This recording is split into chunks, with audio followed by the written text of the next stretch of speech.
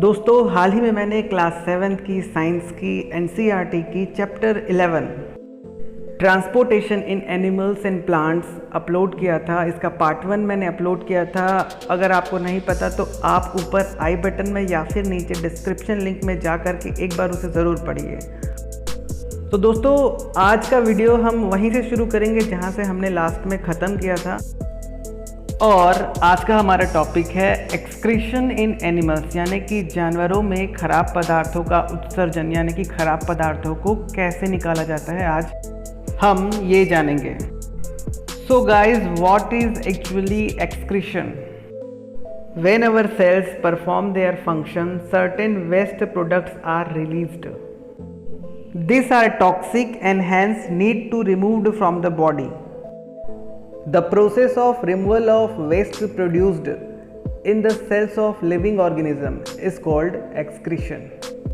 यानी कि दोस्तों जब हमारे शरीर में जो कोशिकाएं होती हैं, जब वो कुछ काम करते हैं, तो दोस्तों इन कोशिकाओं द्वारा शरीर में कुछ निश्चित मात्रा में खराब पदार्थ मुक्त की जाती है। चूँकि दोस्तों ये बहुत ही ज़्यादा टॉक्सिक यानी कि जहरीले होते हैं, इसलिए इन्हें शरीर से बाहर निकालना बहुत ही ज़रूरी होता है। और दोस्तों ये जो प्रक्रिया होती है जिसमें किसी भी जीवित जीवधारी के शरीर से ये जो खराब पदार्थ होते हैं उसे बाहर निकाला जाता है, इसे ही हम एक्सर्शन या उत्सर्जन कहते हैं। इसके बाद बताया गया दोस्तों एक्सक्रीटरी सिस्टम यानी कि उत्सर्जन तंत्र के बारे में। The parts of body involves in excretion forms excretory system. यानी कि दोस्तों शरीर का वह हिस्सा जो उत्सर्जन या एक्सक्रीशन में भाग लेता है, उत्सर्जन तंत्र या एक्सक्रीशन सिस्टम कहलाता है। हमारा अगला टॉपिक है दोस्तों एक्सक्रीटरी सिस्टम इन ह्यूमन, यानी कि मनुष्य में उत्सर्जन तंत्र। तो चलिए दोस्तों इसे पढ़ते हैं, फिर समझने की कोशिश करते हैं। The waste which is present in the blood has to be removed from the body. How can this be done? A mechanism to filter the blood is required. This is done by the blood capillaries in the kidney. When the blood reaches the two kidneys, it contains both useful and harmful substances. The useful substances are absorbed back into the blood, and the waste dissolved in the water are removed as urine from the kidneys. The urine goes into the urinary bladder through tube-like ureters. It is stored in the bladder and is passed out through the urinary opening at the end of a muscular tube called urethra. The kidney, ureters, bladders and urethra forms the excretory system. यानी कि दोस्तों हमारे रक्त में जो खराब पदार्थ होता है उसे शरीर से बाहर निकालने की आवश्यकता होती है। ऐसा कैसे हो सकता है? रक्त से खराब पदार्थ निकालने हेतु किसी ऐसी तकनीक की आवश्यकता होती है जिससे रक्त को छाना जा सके। ये काम दोस्तों हमारे किडनी में उपस्थित रक्त वाहिका जो कि बहुत पतली होती है, जिसे हम कैपिलरी कहते हैं, इसके द्वारा किया जाता है। दोस्तों जब रक्त हमारी दोनों किडनियों यानी कि दोनों गुर्दों तक पहुंचता है तो उसमें दोनों प्रकार के पदार्थ होते हैं। एक होता है उपयोगी पदार्थ, दूसरा होता है हानिकारक पदार्थ। उपयोगी पदार्थ दोस्तों रक्त में पुनः यानी कि फिर से अवशोषित कर लिए जाते हैं, और जो खराब पदार्थ होते हैं वो पानी के साथ घुल करके यूरिन के रूप में शरीर से बाहर निकाल दिए जाते हैं। दोस्तों किडनी से जो मूत्र होता है यानी कि यूरिन होता है वो सबसे पहले जाता है यूरेटर्स में यानी कि मूत्र वाहिका या मूत्र नली में। फिर ये दोस्तों यूरेटर्स यानी कि मूत्र नली से होकर जाते हुए मूत्राशय यानी कि यूरिनरी ब्लैडर तक पहुंचता है। फिर ये दोस्तों यूरिनरी ब्लैडर यानी कि मूत्राशय में इकट्ठा हो जाता है। इसके बाद दोस्तों एक मस्कुलर ट्यूब यानी कि मांसपेशी युक्त नली होती है जिसे हम कहते हैं यूरेथ्रा या मूत्र मार्ग कहते हैं। इसके माध्यम से ये जो मूत्र होता है या यूरिन होता है वो शरीर से बाहर निकाल दिया जाता है। तो दोस्तों हमारी बॉडी में किडनीज, यूरेटर्स, ब्लैडर और यूरेथ्रा ये सब मिलकर के एक्सक्रीटरी सिस्टम या फिर उत्सर्जन तंत्र कहलाते हैं। इसके बाद बताया गया दोस्तों यूरिन के बारे में। An adult human being normally passes about 1 to 1.8 liter of urine in 24 hours. The urine consists of 95% of water, 2.5% of urea and 2.5 other waste products. यानी कि दोस्तों एक एडल्ट यानी कि जिसकी आयु 18 वर्ष से अधिक होती है वो नॉर्मली 1 से 1.8 लीटर यूरिन यानी मूत्र 24 घंटे के अंदर बॉडी से अपने बाहर निकालता है। और वो जो यूरिन होता है उसमें 95% वाटर यानी कि जल होता है, 2.5% उसमें यूरिया होता है और 2.5% दूसरे प्रोडक्ट्स भी होते हैं जो कि खराब पदार्थ होते हैं। इसके बाद बताया गया है दोस्तों स्वेट यानी कि पसीने के बारे में। We have all experienced that we sweat on a hot summer day. The sweat contains water and salts. Bujo has seen that sometime in summer, white patches are formed on our clothes, especially in areas like underarms. These marks are left by salts present in the sweat. Does sweat serve any other function? We know that the water kept in an earthen pot or matka is cooler. This is because the water evaporates from the pores of the pot, which causes cooling. यहाँ पे दोस्तों बताया गया है कि हम सभी ने ये अनुभव किया है कि गर्मी के दिनों में हमें पसीना आता है। ये जो पसीना होता है उसमें पानी होता है और सॉल्ट यानी कि लवण या नमक होते हैं। तो इसमें एक पात्र बूझो को एक काल्पनिक रूप में लेकर के बताया गया है कि बूझो ने गर्मी के दिनों में फील किया है, ये आप भी फील करते हो कि सफ़ेद पैचेस यानी कि सफ़ेद धब्बे नज़र आते हैं आपके कपड़े में, खास करके अंडर आर्म की एरिया में। ये जो निशान होते हैं, ये जो नमक यानी कि सॉल्ट प्रेजेंट होते हैं हमारे स्वेट में, उसके कारण से होते हैं। क्या ये जो स्वेट या पसीना होता है वो और कोई काम करता है? आपको पता होगा दोस्तों, जैसे कि एक मटका होता है, वो क्या करता है, उसमें जो पानी होता है उसमें वो ठंडा रखता है। और ऐसा इसलिए होता है दोस्तों क्योंकि मटके में छोटे छोटे छिद्र होते हैं जहाँ से पानी जो होते हैं वो इवापोरेट्स यानी कि वाष्पोत्सर्जित होते हैं और जिसकी वजह से मटका ठंडा होता है। इसी प्रकार पसीना जब हमारी बॉडी से निकलता है रंध्रों के माध्यम से तो हमारी बॉडी भी ठंडी रहती है। ये हमारी बॉडी के टेम्परेचर को मेंटेन रखता है। इसके बाद बताया गया है दोस्तों the way in which waste chemicals are removed from the body of the animal depend on the availability of water. Aquatic animals like fishes excrete cell waste as ammonia which directly dissolves in water. Some land animals like birds, lizards, snakes excrete a semi-solid which colored compound. It's a uric acid. The major excretory product in human is a urea. दोस्तों जानवरों के शरीर से निकलने वाले waste chemicals यानी हानिकारक पदार्थ की मात्रा जो है उनकी बॉडी में उपस्थित पानी अर्थात जल की मात्रा पर निर्भर करती है। एक्वेटिक एनिमल्स यानी कि जलीय जंतु जैसे कि मछलियाँ, ये अपने कोशिकाओं यानी कि सेल्स से निकलने वाले हानिकारक पदार्थ को अमोनिया के रूप में बाहर निकालती है जो कि सीधे पानी में घुल जाता है।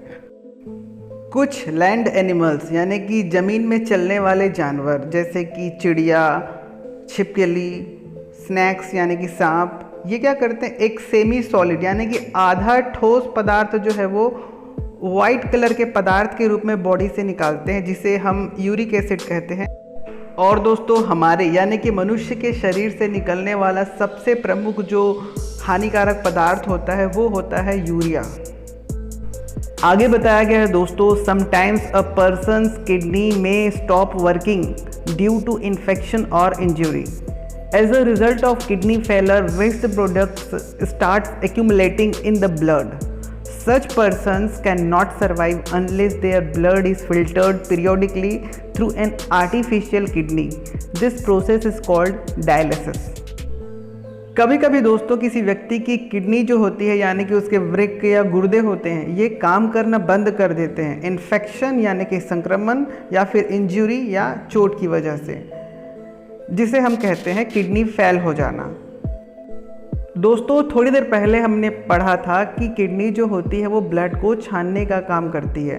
तो दोस्तों जब ब्लड छानता नहीं है यानी कि किडनी खराब हो जाती है, तो दोस्तों बॉडी से बनने वाला हानिकारक पदार्थ जो होता है वो ब्लड में इकट्ठा होने लगता है। ऐसे व्यक्ति ज़्यादा देर तक जिंदा नहीं रह सकते हैं जब तक उनकी ब्लड को छानने के लिए किसी आर्टिफिशियल किडनी का उपयोग नहीं किया जाता। इस प्रोसेस को हम कहते हैं दोस्तों डायलिसिस।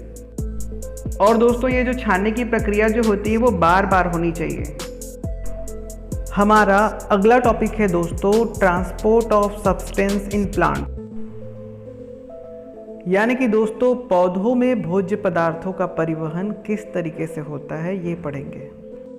दोस्तों जब आप इस टॉपिक को पढ़ोगे तो ये जो दिया गया है इतना आप पहले से पढ़ चुके हो, हम इसका आगे पढ़ेंगे जो कि है आपका transport of water and minerals in plant, यानी कि पौधों में पानी और खनिज पदार्थों का परिवहन यानी एक स्थान से दूसरे स्थान तक ले जाना किस प्रकार होता है। यहाँ बताया गया है दोस्तों plants absorb water and minerals by the roots. The roots have root hair.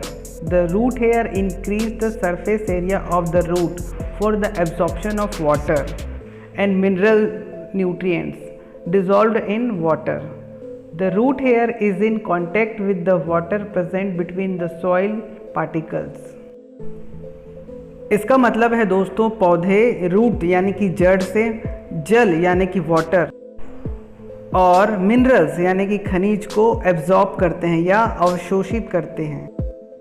दोस्तों पौधों में जो रूट हेयर होता है यानी कि पौधों का जो हेयर होता है यानी कि उसमें जो रेशे जैसी संरचना होती है, ये क्या करती हैं रूट यानी कि जड़ के सरफेस एरिया को यानी उसके क्षेत्रफल को बढ़ा देती है ताकि जड़ अधिक से अधिक पानी और जल में घुले हुए खनिज लवणों को अवशोषित कर सके। और दोस्तों ये जो रूट हेयर या रेशे जैसी संरचना होती है जड़ों में, ये क्या होते हैं पानी जो होता है मिट्टियों के बीच में उसके संपर्क में रहता है जिससे वो अधिक से अधिक पानी और खनिज लवणों को जमीन से अवशोषित करता है। हमारा अगला और आखिरी टॉपिक है दोस्तों पौधों में ट्रांसपीरेशन यानी पौधों में वाष्पोत्सर्जन किस प्रकार होता है।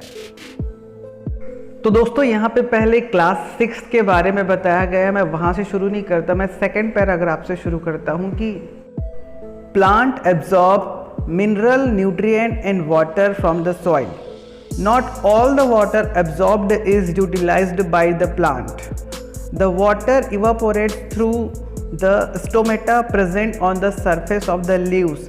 By the process of transpiration, the evaporation of water from leaves generates a suction pull. It's same that you produce when you suck water through a straw, which can pull water to great heights in tall trees. Transpiration also cools the plant. दोस्तों वाष्पोत्सर्जन या transpiration और sweating यानी पसीना आना दोनों एक ही चीज़ है। दोनों में जल के साथ साथ कुछ मात्रा में जो भोज्य पदार्थ जो होते हैं जो बॉडी के लिए ज़रूरी नहीं होते हैं वो वातावरण में चले जाते हैं, जल के रूप में वाष्पोत्सर्जित हो जाते हैं और जिसकी वजह से बॉडी का टेम्परेचर चाहे आपका हो या किसी पौधे का मेंटेन रहता है। दोस्तों प्लांट्स यानी कि पौधे खनिज पदार्थों यानी कि मिनरल न्यूट्रिएंट्स को और जल को यानी कि वाटर को जमीन से यानी कि सॉइल से एब्जॉर्ब या अवशोषित करती है या कहें अपने अंदर सोखती है। दोस्तों जल की जितनी मात्रा कोई पौधा जमीन से ग्रहण करता है उसकी पूरी मात्रा को वो अपने उपयोगी कार्यों में उपयोग नहीं ला पाता है। जल की कुछ मात्रा पौधे की सतह पर जो छोटे छोटे छिद्र होते हैं जिसे हम कहते हैं स्टोमेटा, इसके माध्यम से ये वातावरण में वाष्पोत्सर्जित या इवापोरेट हो जाती है और दोस्तों इसी प्रोसेस को हम कहते हैं ट्रांसपीरेशन या वाष्पोत्सर्जन। दोस्तों आपने अनुभव किया होगा कि जब आप ग्लास में रखी हुई कोल्ड ड्रिंक को एक स्ट्रॉ या पाइप से खींचते हो तो मान लो कि अगर आप स्ट्रॉ को ग्लास में अंदर ना ले जा कर के उसकी सतह से कोल्ड ड्रिंक को खींचते हो ऊपरी सतह से, तो होता क्या है दोस्तों नीचे की सतह पर जो कोल्ड ड्रिंक होता है वो भी धीरे धीरे ऊपर आने लगता है। ऐसा ही कुछ यहाँ पे पौधों में भी होता है। दोस्तों, पौधों की सतह के बाहर का वातावरण पौधों के अंदर के वातावरण से अधिक होने के कारण पौधों की पत्तियों की सतह पर जो स्टोमेटा यानी छोटे छोटे छिद्र होते हैं, वहाँ पर जो जल उपस्थित होता है वो वातावरण में खिंचाव होता है, जिसकी वजह से वो वाष्पोत्सर्जित होकर के वातावरण में चला जाता है। फिर दोस्तों, जैसा कि आपने कोल्ड ड्रिंक की सतह से कोल्ड ड्रिंक को खींचा, वैसा ही वातावरण में गर्मी की वजह से सतह का जो जल जो होता है वो ऊपर चला जाता है वातावरण में। तो होता क्या है कि जैसे कि कोल्ड ड्रिंक जो नीचे की सतह से जो ऊपर आ गया, वैसे ही जड़ ने जो जल और खनिज पदार्थों को जमीन से अपने अंदर अवशोषित किया था वो भी ऊपर आ जाता है।